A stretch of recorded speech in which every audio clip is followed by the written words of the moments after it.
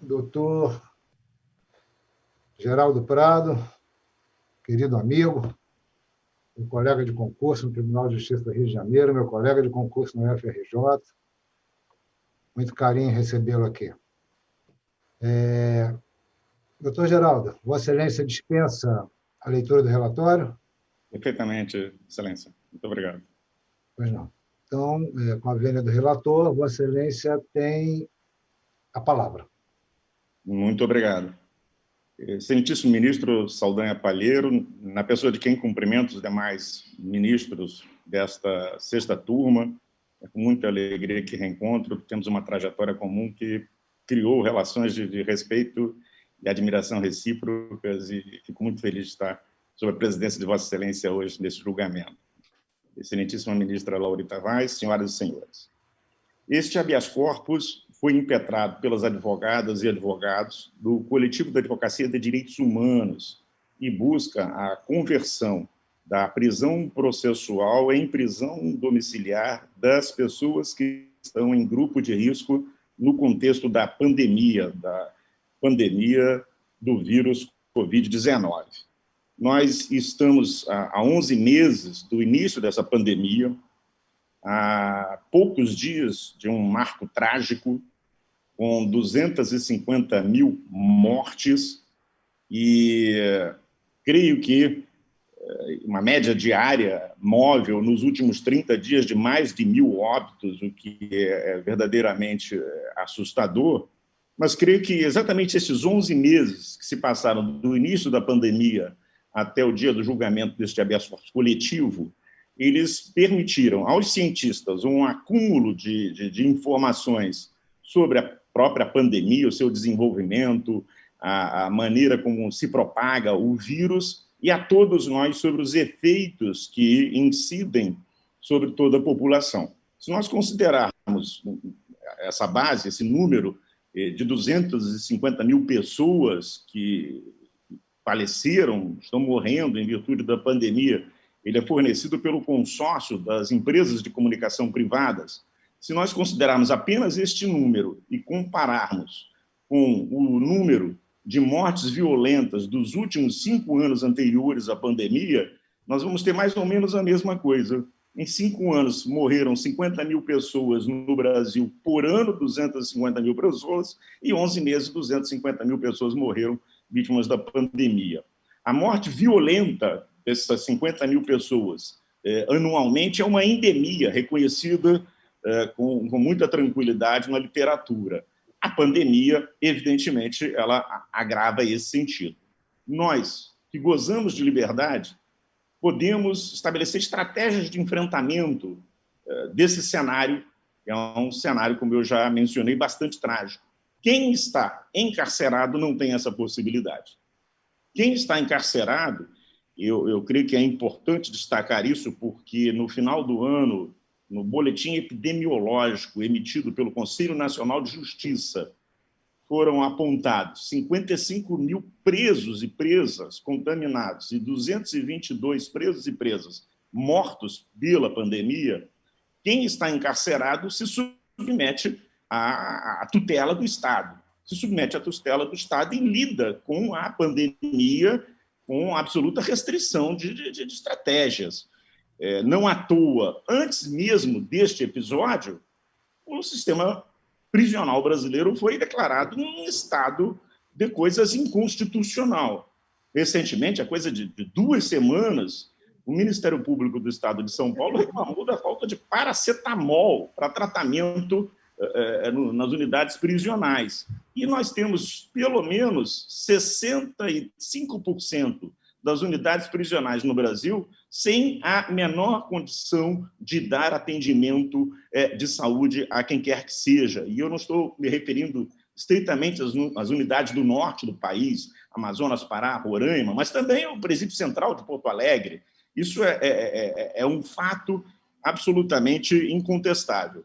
Eu quero destacar, ministro relator Sebastião, ministro-presidente Saldanha Palheiro, que a política criminal ela é uma política de Estado de governo, uma política de saúde, com uma política de educação.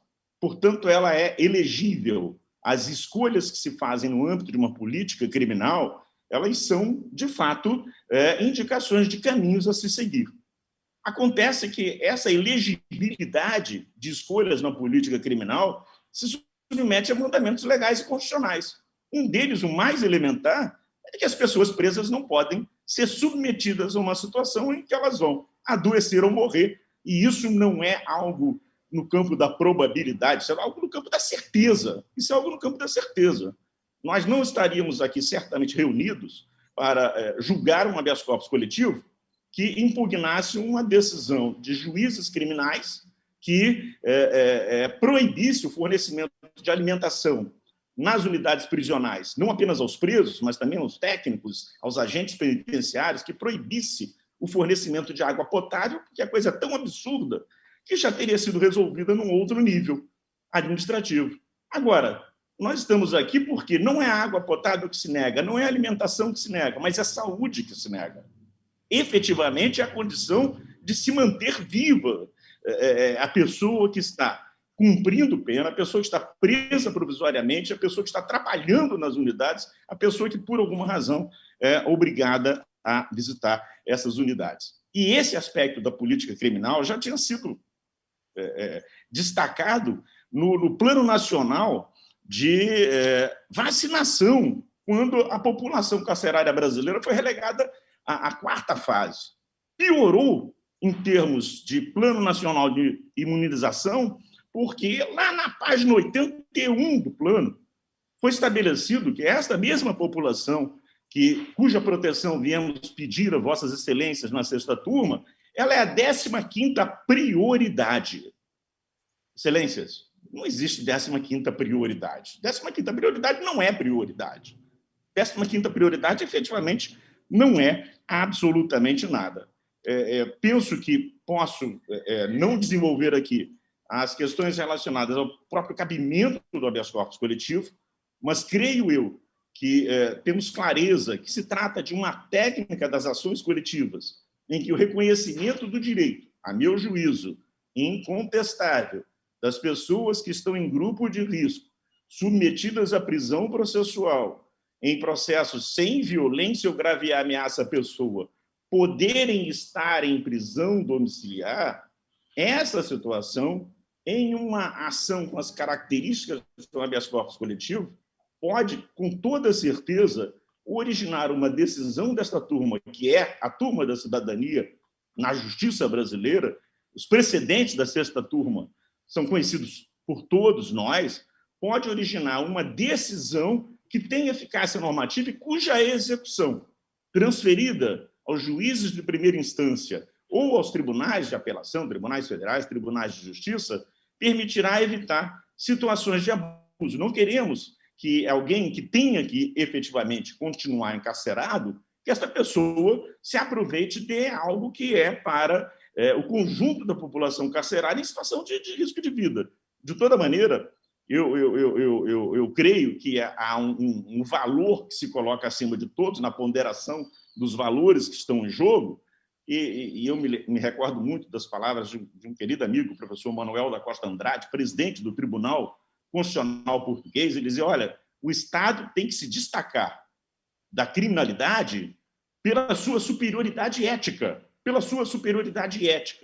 Então, eu penso, sinceramente, e vou caminhando para o final da minha sustentação, que essa superioridade ética impõe, no sopesamento dos interesses em jogo, que essa imensa população que está provisoriamente encarcerada em situação de risco da Covid-19, detectável pelo próprio sistema penitenciário. Lembrando que, recentemente, o DEPEN fez um apelo de vacinação das pessoas, recentemente agora, início de fevereiro. Essa população é identificável, não é difusa, ela é identificável e poderá ficar em regime de prisão domiciliar, lembrando, mais uma vez, lembrando nossos velhos tempos, ministro Saldanha, que esse regime começa com proteção da saúde quando vem a lei de 1984, instituindo a LEP. A lógica da prisão domiciliar era proteger a saúde das pessoas. Essas pessoas poderão gozar desta proteção de saúde claro, sendo aquelas que respondem a processos por crimes praticados sem violência ou grave ameaça à pessoa.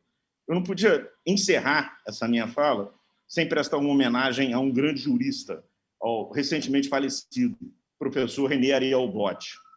O professor Dott, ele vai escrever em 1985 um livro, Reforma Penal, no qual ele comenta exatamente a nova lei de execuções penais com os direitos que foram reconhecidos às pessoas encarceradas, provisória ou definitivamente, e ele termina esse livro, e assim eu presto homenagens ao mestre Dott, se referindo a Dostoiévski, e ao tempo de exílio e prisão de Dostoiévski na Sibéria, retratado em recordação da Casa dos Mortos, em que Dostoiévski diz: por trás dessas muralhas nós não existimos.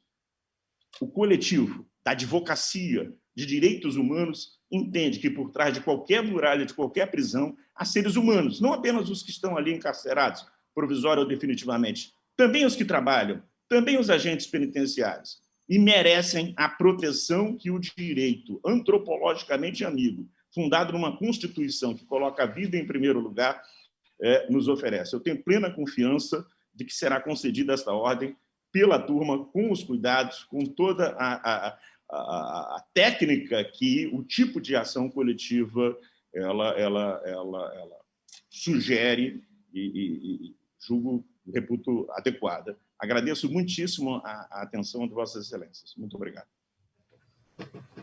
Obrigado, ministro Laurita. Então, fica assim proclamado o resultado por unanimidade nos termos do voto do ilustre relator, agradecendo e parabenizando a presença e a sustentação sempre brilhante e que sempre nos traz uma certa dose de inquietação, doutor Geraldo Prado, doutor Domingos Barroso, sempre nos faz refletir até que ponto nós estamos tendo a sensibilidade necessária. Mas é assim que é. Obrigado a todos. Obrigado, Geraldo. Obrigado, Domingos. Boa tarde a todos. Uma boa tarde de trabalho a todos. Muito obrigado também.